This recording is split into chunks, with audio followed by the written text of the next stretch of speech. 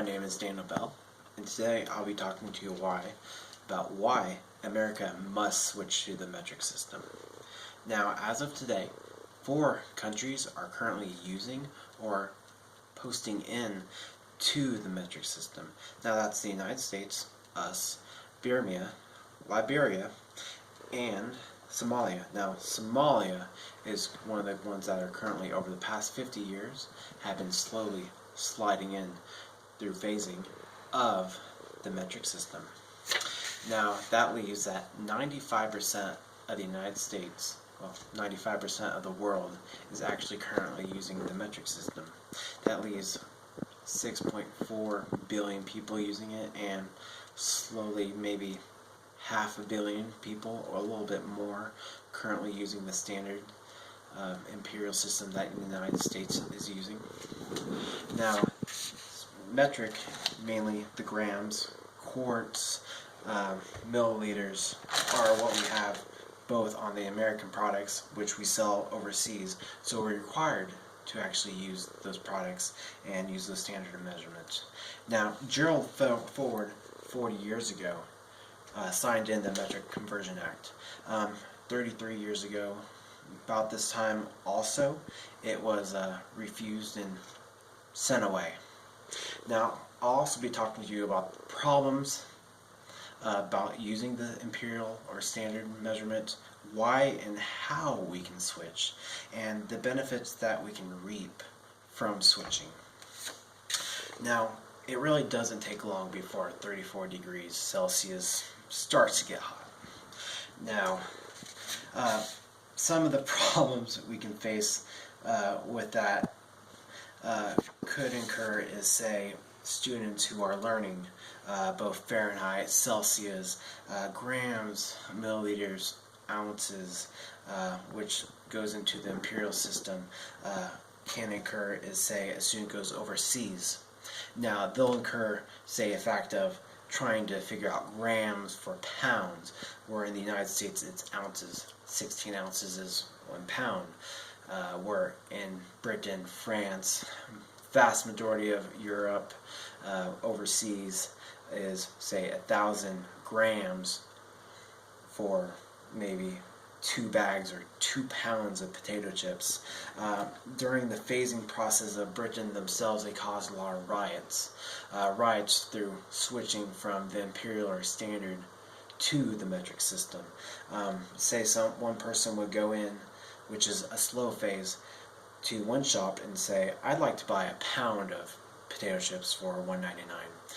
Well, they're going to have issues if they go to another shop and they switch to metric. Now, they don't really understand how that would work, and they can't buy 465 grams of potatoes for that shop really understands. Now, there were 2 countries that had a phase-in process.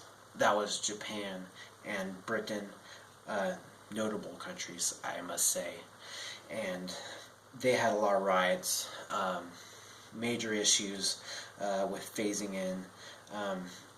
The Big Bang Theory, however, which was India, it took them 2 years. That was instant. Everything switched.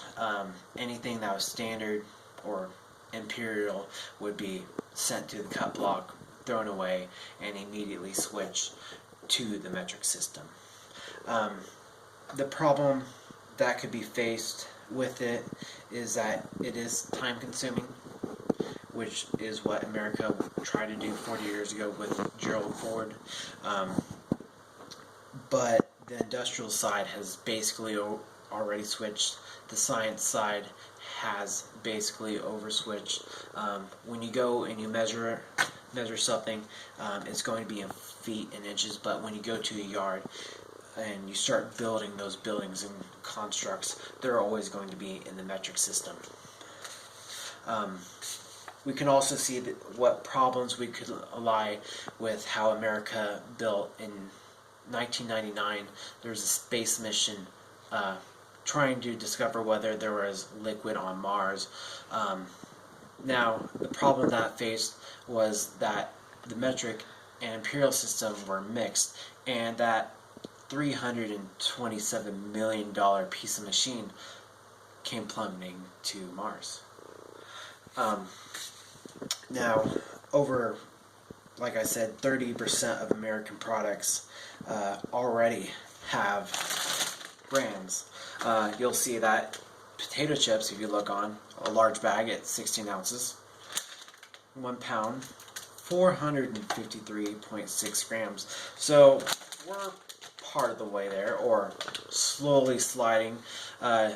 Anything that new comes out, or vast majority of electronics, computers have already switched to the metric system.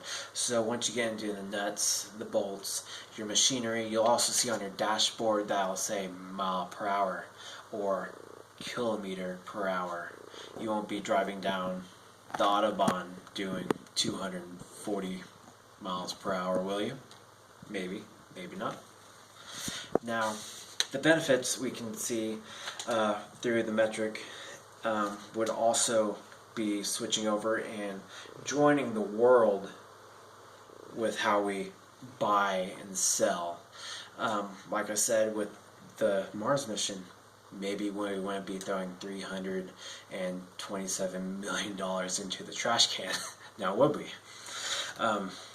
We'd also be unifying the world and combining, but we seem to have a lead foot. We don't truly want to learn. Maybe, maybe not. Really only time will tell with our products and how we see we are going through with the future.